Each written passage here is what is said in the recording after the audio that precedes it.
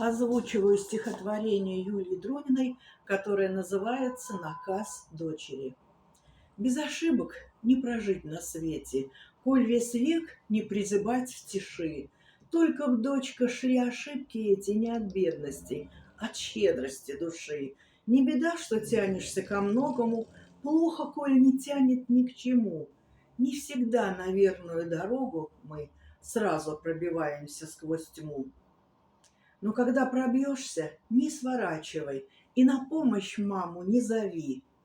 Я хочу, чтоб чистой и удачливой ты была в работе и в любви. Если горько вдруг обманет кто-то, будет трудно, но переживешь. Хуже, коль полюбишь по расчету и на сердце приголубишь ложь.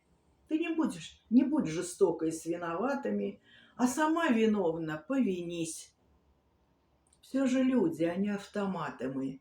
Все же непростая штука жизнь.